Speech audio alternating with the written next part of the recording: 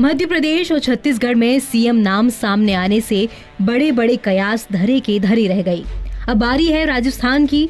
यहाँ बीजेपी किस चेहरे को मुख्यमंत्री की गद्दी पर बिठा दे, इसका अब ना कोई अंदाजा है, ना इस वक्त कोई अंदाजा लगाना मुनासिब होगा। लेकिन इस बीच राजस्थान मुख्यमंत्री की दौड़ में आगे चल रहे बाबा बालकनाथ ने खुद को इससे किनारे कर लिया, जब उन्होंने बयान देते हुए कहा, बीजेपी और पीएम मोदी के नेतृत्व में जनता ने पहली बार सांसद और विधायक बनाकर देश की सेवा करने का अवसर दिया। मीडिया और सोशल मीडिया पर चल रही चर्चाओं को नजरअंदाज करें। मुझे अभी प्रधानमंत्री के मार्गदर्शन में अनुभव प्राप्त करना है। कहानी तो अब बदली है। बाबा बालकनाथ विधानसभा चुनाव से पहले मुख्यमंत्री पद की दौड़ में शामिल थे। पार्टी के इंटरनल सर्वे में भी उनकी दावेदारी बहुत मजबूत बताई गई थी। चुनाव में जीत दर्ज करने के बाद उनकी दावेदारी और भी ज्यादा मजबूत हो गई। 3 दिसंबर के बाद से वो अमित शाह और जेपी नड्डा से भी लगातार मुलाकात कर रहे थे। ऐसे में उनके मुख्यमंत्री बनने की चर्चाओं ने और जोर पकड़ा, लेकिन अब बाबा बालकनाथ ने बयान देकर इन बातों को खारिज कर दिया। आइए जानते हैं बाबा के सीएम नहीं बनने के वो 3 बड़े कारण।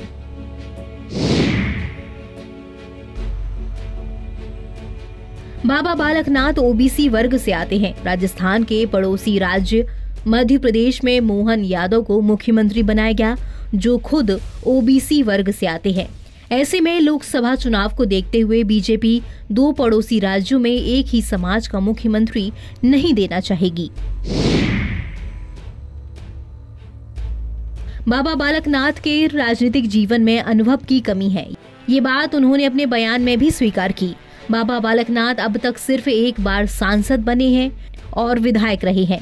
इस हिसाब से देखें तो बाबा का राजनीतिक अनुभव सिर्फ 5 साल का है। अनुभव की कमी के कारण भी बाबा से सीएम की कुर्सी दूर चली गई। राजस्थान के दूसरे पड़ोसी राज्य उत्तर प्रदेश में पहले से ही योगी आदित्यनाथ मुख्यमंत्री हैं। ऐसे में अगर बीजेपी राजस्थान में बाबा बालकनाथ को सीएम बनाती है तो 2 राज्यों के मुख्यमंत्री योगी होंगे। बीजेपी हिंदुत्व की बात करती है, लेकिन दूसरी तरह दूसरे समाजों को भी साथ चलने और उनके विकास का भी दावा करती है। लोकसभा चुनाव के लिहाज से अगर बीजेपी बालकनाथ को सीएम बनाती तो पार्टी पर योगी राज को आगे बढ़ाने और कट्टर हिंदुत्व की राजनीति करने का ठप्पा लग सकता था। इन तमाम अटकलों से पहले बाबा बालकनाथ ने खुद ही मुख्यमंत्री की रेस से खुद को बाहर कर लिया। उनके बयान को राजनीतिक स्टंट से भी जोड़कर देखा जा रहा है। कहा जा रहा है कि चुनाव परिणाम आने के बाद से बालकनाथ मुख्यमंत्री बनने को लेकर चर्चा में बने हुए थे। ऐसे में ये बयान देकर उन्होंने खुद को लेकर हो रही चर्चाओं को रोकने की कोशिश की है।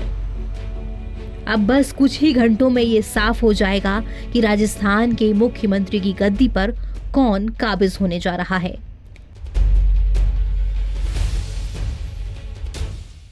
एनबीटी ऑनलाइन की रिपोर्ट।